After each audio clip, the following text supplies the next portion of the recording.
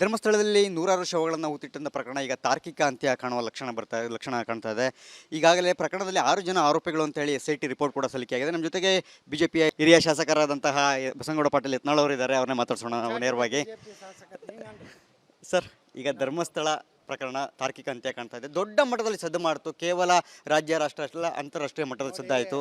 ಈಗ SIT report ಇದೇ report ನಾವು ಮೊದಲೇ ಹೇಳಿದ್ವಿ ವಿಧಾನಸಭೆಯಲ್ಲಿ.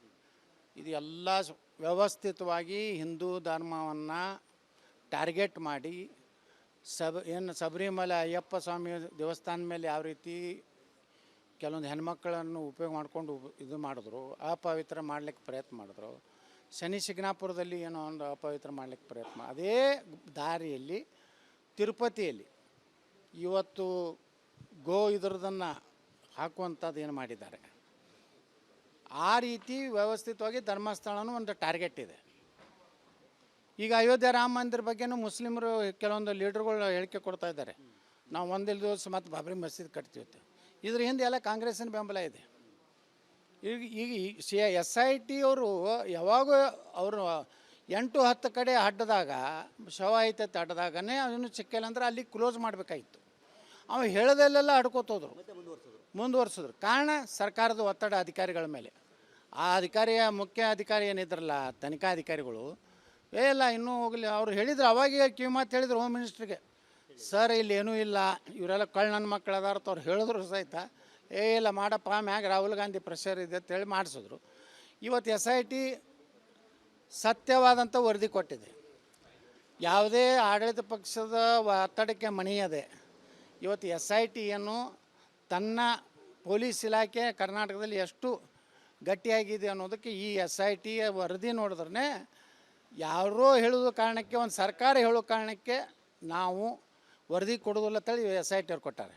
ಯಾಕಂದ್ರೆ ಇದರಲ್ಲಿ RCBಯಲ್ಲಿ 11 ಜನ ಸತ್ತರಲ್ಲ, ಅವಾಗೂ ಪೊಲೀಸ್ ಇಲಾಖೆ ಹೇಳಿತ್ತು ನಮ್ಗೆ ಸೆಕ್ಯೂರಿಟಿ ಕೊಡೋದಾಗೋದಿಲ್ಲ.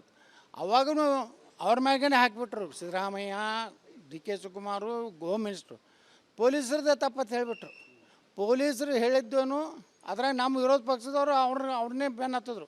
ಸಣ್ಣ ಬಸನಗೌಡ, ಕರಿ ಬಸನಗೌಡ ಹತ್ತಿರ ನಾವು ಅವಾಗ ಅಶೋಕಿಗೆ ಹೇಳಿದೆ, ಇವೆಲ್ಲ ನಾಟಕ ಕಂಪ್ನಿ ಬಂದ್ ಮಾಡಿರಿ, ನೇರವಾಗಿ ಆರೋಪಿ ನಂಬರ್ 1 CM, ಆರೋಪಿ ನಂಬರ್ 2 DCM, ಆರೋಪಿ ನಂಬರ್ 3 ಗೊತ್ತಿಲ್ಲದ ಗೃಹ ಮಂತ್ರಿ, 3 ಮಂದಿನ ಮೊದಲು FIR ಮಾಡಿರಿ.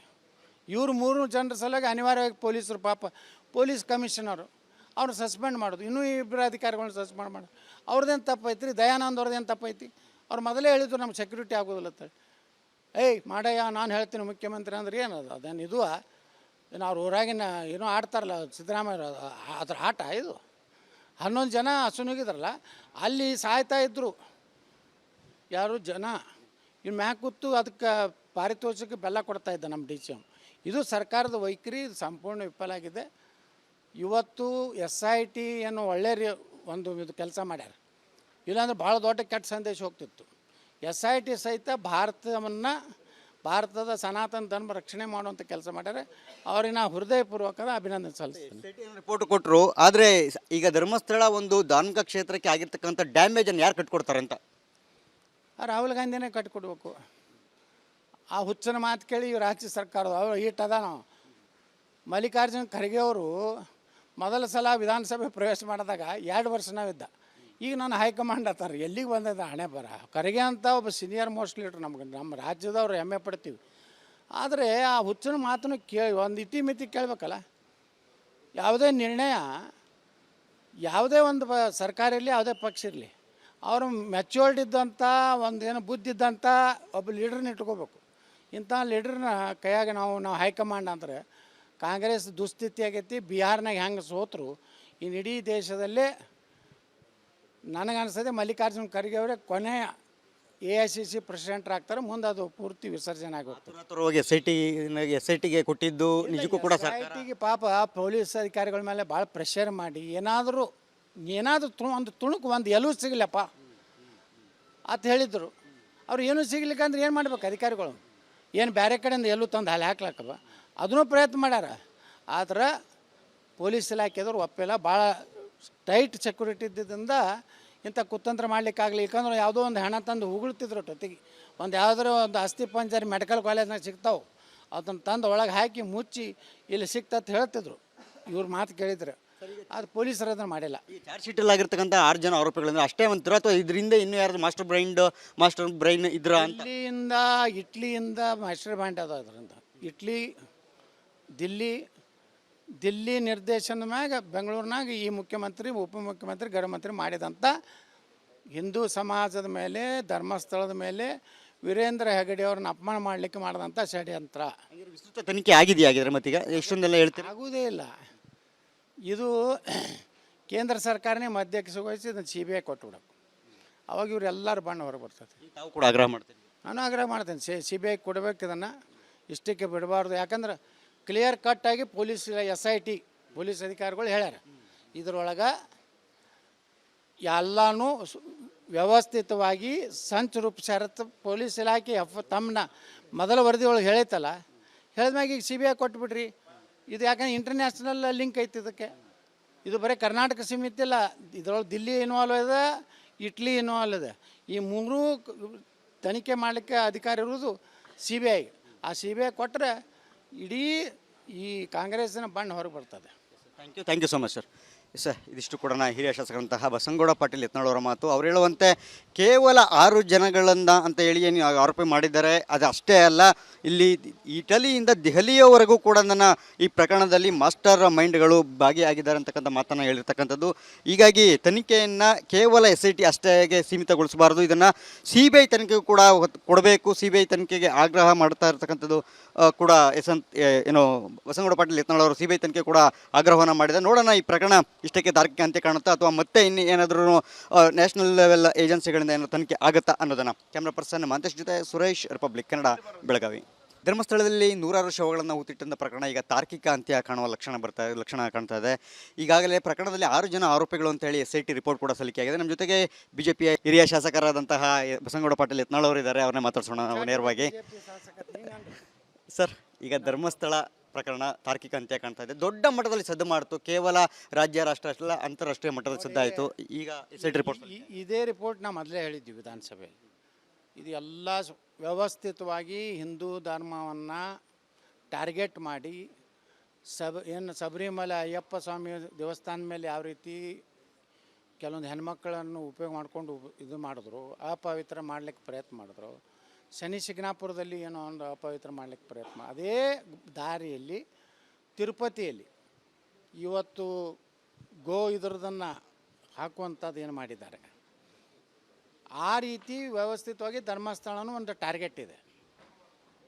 ಈಗ ಅಯೋಧ್ಯೆ ರಾಮ ಮಂದಿರ ಬಗ್ಗೆನೂ ಮುಸ್ಲಿಮರು ಕೆಲವೊಂದು ಲೀಡರ್ಗಳು ಹೇಳಿಕೆ ಕೊಡ್ತಾ ಇದ್ದಾರೆ, ನಾವು ಒಂದಿಲ್ಲ ದಿವಸ ಮತ್ತು ಬಾಬ್ರಿ ಮಸೀದಿ ಕಟ್ತೀವಿ. ಇದ್ರ ಹಿಂದೆ ಎಲ್ಲ ಕಾಂಗ್ರೆಸ್ಸಿನ ಬೆಂಬಲ ಇದೆ. ಈಗ SIT ಅವರು ಯಾವಾಗ ಅವರು 8-10 ಕಡೆ ಅಡ್ಡದಾಗ ಶವ ಐತೈತೆ, ಅಡ್ಡದಾಗನೇ ಅವನು ಸಿಕ್ಕಿಲ್ಲ ಅಂದ್ರೆ ಅಲ್ಲಿ ಕ್ಲೋಸ್ ಮಾಡಬೇಕಾಗಿತ್ತು. ಅವ ಹೇಳೋದಲ್ಲೆಲ್ಲ ಅಡ್ಕೋತೋದ್ರು, ಮುಂದುವರ್ಸಿದ್ರು. ಕಾರಣ ಸರ್ಕಾರದ ಒತ್ತಡ ಅಧಿಕಾರಿಗಳ ಮೇಲೆ. ಆ ಮುಖ್ಯ ಅಧಿಕಾರಿ ಏನಿದ್ರಲ್ಲ, ತನಿಖಾ ಅಧಿಕಾರಿಗಳು, ಇಲ್ಲ ಇನ್ನೂ ಹೋಗಲಿ ಅವ್ರು ಹೇಳಿದ್ರು. ಅವಾಗ ಕಿವಿ ಮಾತು ಹೇಳಿದ್ರು ಹೋಮ್ ಮಿನಿಸ್ಟ್ರಿಗೆ, ಸರ್ ಇಲ್ಲಿ ಏನೂ ಇಲ್ಲ, ಇವರೆಲ್ಲ ನನ್ನ ಮಕ್ಕಳು ಅದಾರ ಅವ್ರು ಹೇಳಿದ್ರು ಸಹಿತ, ಇಲ್ಲ ಮಾಡಪ್ಪ, ಮ್ಯಾಗ ರಾಹುಲ್ ಗಾಂಧಿ ಪ್ರೆಷರ್ ಇದೆ ಅಂತೇಳಿ ಮಾಡಿಸಿದ್ರು. ಇವತ್ತು SIT ಸತ್ಯವಾದಂಥ ವರದಿ ಕೊಟ್ಟಿದೆ.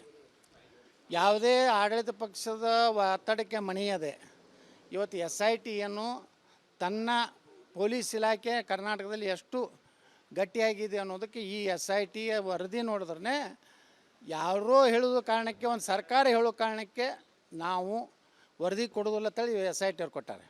ಯಾಕಂದ್ರೆ ಇದರಲ್ಲಿ RCBಯಲ್ಲಿ 11 ಜನ ಸತ್ತರಲ್ಲ, ಅವಾಗೂ ಪೊಲೀಸ್ ಇಲಾಖೆ ಹೇಳಿತ್ತು ನಮ್ಗೆ ಸೆಕ್ಯೂರಿಟಿ ಕೊಡೋದಾಗೋದಿಲ್ಲ. ಅವಾಗೂ ಅವ್ರ ಮ್ಯಾಗೇ ಹಾಕಿಬಿಟ್ರು ಸಿದ್ದರಾಮಯ್ಯ, DK ಶಿವಕುಮಾರು, ಹೋಮ್ ಮಿನಿಸ್ಟ್ರು. ಪೊಲೀಸರದೇ ತಪ್ಪತ್ತು ಹೇಳಿಬಿಟ್ರು. ಪೊಲೀಸರು ಹೇಳಿದ್ದೇನು ಅದ್ರಾಗ ನಮ್ಮ ವಿರೋಧ ಪಕ್ಷದವರು ಅವ್ರನ್ನೇ ಬೆನ್ನು ಹತ್ತಿದ್ರು. ಸಣ್ಣ ಬಸನಗೌಡ, ಕರಿ ಬಸನಗೌಡ ಅಂತೇಳಿ. ನಾವು ಅವಾಗ ಅಶೋಕಿಗೆ ಹೇಳಿದೆ, ಇವೆಲ್ಲ ನಾಟಕ ಕಂಪ್ನಿ ಬಂದ್ ಮಾಡಿರಿ, ನೇರವಾಗಿ ಆರೋಪಿ ನಂಬರ್ 1 CM, ಆರೋಪಿ ನಂಬರ್ 2 DCM, ಆರೋಪಿ ನಂಬರ್ 3 ಗೊತ್ತಿಲ್ಲದ ಗೃಹ ಮಂತ್ರಿ, 3 ಮಂದಿನ ಮೊದಲು FIR ಮಾಡಿರಿ. ಇವರು 3 ಜನರ ಸಲುವಾಗಿ ಅನಿವಾರ್ಯವಾಗಿ ಪೊಲೀಸರು, ಪಾಪ ಪೊಲೀಸ್ ಕಮಿಷನರು ಅವ್ರು ಸಸ್ಪೆಂಡ್ ಮಾಡೋದು, ಇನ್ನೂ 2 ಅಧಿಕಾರಿಗಳನ್ನ ಸಸ್ಪೆಂಡ್ ಮಾಡೋದು. ಅವ್ರದ್ದೇನು ತಪ್ಪೈತ್ರಿ? ದಯಾನಂದ್ ಅವ್ರದ್ದೇನು ತಪ್ಪೈತಿ? ಅವ್ರು ಮೊದಲೇ ಹೇಳಿದ್ರು ನಮ್ಗೆ ಸೆಕ್ಯೂರಿಟಿ ಆಗೋದಿಲ್ಲ ಅಂತೇಳಿ. ಮಾಡಯ್ಯ, ನಾನು ಹೇಳ್ತೀನಿ ಮುಖ್ಯಮಂತ್ರಿ ಅಂದ್ರೆ ಏನದು? ಅದೇನು ಇದು ಏನು ಅವ್ರ ಊರಾಗಿನ ಏನೋ ಆಡ್ತಾರಲ್ಲ ಸಿದ್ದರಾಮಯ್ಯ ಅದ್ರ ಆಟ ಇದು. 11 ಜನ ಹಸುನುಗಿದ್ರಲ್ಲ ಅಲ್ಲಿ ಸಾಯ್ತಾ ಇದ್ದರು ಯಾರು ಜನ. ಇನ್ನು ಮ್ಯಾಗ ಕೂತು ಅದಕ್ಕೆ ಪಾರಿತೋಷಕ್ಕೆ ಬೆಲ್ಲ ಕೊಡ್ತಾ ಇದ್ದ ನಮ್ಮ DCM. ಇದು ಸರ್ಕಾರದ ವೈಖರಿ, ಇದು ಸಂಪೂರ್ಣ ವಿಫಲ ಆಗಿದೆ. ಇವತ್ತು SIT ಏನು ಒಳ್ಳೆಯ ಒಂದು ಇದು ಕೆಲಸ ಮಾಡ್ಯಾರ, ಇಲ್ಲಾಂದ್ರೆ ಭಾಳ ದೊಡ್ಡ ಕೆಟ್ಟ ಸಂದೇಶ ಹೋಗ್ತಿತ್ತು. SIT ಸಹಿತ ಭಾರತದ ಸನಾತನ ಧರ್ಮ ರಕ್ಷಣೆ ಮಾಡುವಂಥ ಕೆಲಸ ಮಾಡ್ಯಾರೆ. ಅವ್ರಿಗೆ ನಾವು ಹೃದಯಪೂರ್ವಕದ ಅಭಿನಂದನೆ ಸಲ್ಲಿಸ್ತೀನಿ. ರಿಪೋರ್ಟ್ ಕೊಟ್ಟರು, ಆದರೆ ಈಗ ಧರ್ಮಸ್ಥಳ ಒಂದು ಧಾರ್ಮಿಕ ಕ್ಷೇತ್ರಕ್ಕೆ ಆಗಿರ್ತಕ್ಕಂಥ ಡ್ಯಾಮೇಜನ್ನು ಯಾರು ಕಟ್ಕೊಡ್ತಾರೆ ಅಂತ? ರಾಹುಲ್ ಗಾಂಧಿನೇ ಕಟ್ಕೊಡ್ಬೇಕು. ಆ ಹುಚ್ಚನ ಮಾತು ಕೇಳಿ ಇವ್ರು ರಾಜ್ಯ ಸರ್ಕಾರದ ಅವ್ರು ಈಟದ ನಾವು ಮಲ್ಲಿಕಾರ್ಜುನ ಖರ್ಗೆ ಅವರು ಮೊದಲ ಸಲ ವಿಧಾನಸಭೆ ಪ್ರವೇಶ ಮಾಡಿದಾಗ 2 ವರ್ಷ ನಾವಿದ್ದ. ಈಗ ನಾನು ಹೈಕಮಾಂಡ್ ಅತ್ತಾರ ಎಲ್ಲಿಗೆ ಬಂದಿದ್ದ ಹಣೆ ಬರ. ಖರ್ಗೆ ಅಂತ ಒಬ್ಬ ಸೀನಿಯರ್ ಮೋಸ್ಟ್ ಲೀಡ್ರ್ ನಮ್ಮ ರಾಜ್ಯದವ್ರು ಹೆಮ್ಮೆ ಪಡ್ತೀವಿ. ಆದರೆ ಆ ಹುಚ್ಚನ ಮಾತನ್ನು ಕೇಳಿ ಒಂದು ಇತಿಮಿತಿ ಕೇಳಬೇಕಲ್ಲ. ಯಾವುದೇ ನಿರ್ಣಯ ಯಾವುದೇ ಒಂದು ಸರ್ಕಾರ ಇರಲಿ, ಯಾವುದೇ ಪಕ್ಷ ಇರಲಿ, ಅವರು ಮೆಚ್ಯೂರ್ಡ್ ಇದ್ದಂಥ ಒಂದು ಏನೋ ಬುದ್ಧಿ ಇದ್ದಂಥ ಒಬ್ಬ ಲೀಡ್ರನ್ನ ಇಟ್ಕೋಬೇಕು.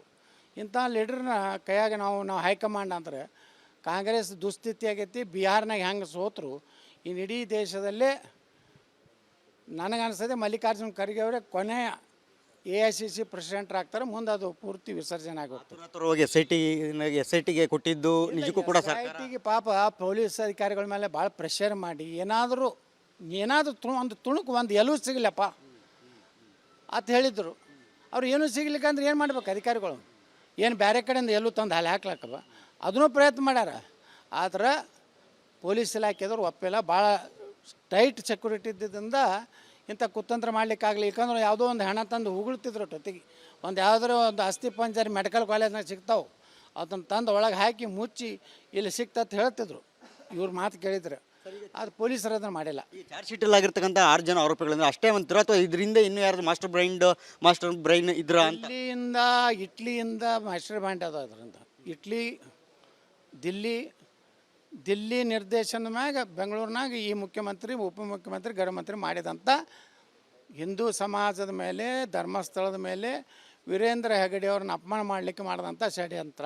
ವಿಸ್ತೃತ ತನಿಖೆ ಆಗಿದೆಯಾ ಆಗಿದ್ರೆ ಮತ್ತೀಗ ಎಷ್ಟೊಂದೆಲ್ಲ ಹೇಳ್ತೀರಿ? ಆಗುವುದೇ ಇಲ್ಲ. ಇದು ಕೇಂದ್ರ ಸರ್ಕಾರನೇ ಮಧ್ಯಕ್ಕೆ ವಹಿಸಿ ಇದನ್ನು CBI ಕೊಟ್ಟುಬಿಡಬೇಕು. ಅವಾಗ ಇವ್ರು ಎಲ್ಲರೂ ಬಣ್ಣ ಹೊರಗೆ ಬರ್ತದೆ. ತಾವು ಕೂಡ ಆಗ್ರಹ ಮಾಡ್ತೀನಿ. ನಾನು ಆಗ್ರಹ ಮಾಡ್ತೇನೆ, CBI ಕೊಡಬೇಕು ಇದನ್ನು, ಇಷ್ಟಕ್ಕೆ ಬಿಡಬಾರ್ದು. ಯಾಕಂದ್ರೆ ಕ್ಲಿಯರ್ ಕಟ್ಟಾಗಿ SIT ಪೊಲೀಸ್ ಅಧಿಕಾರಿಗಳು ಹೇಳ್ಯಾರ.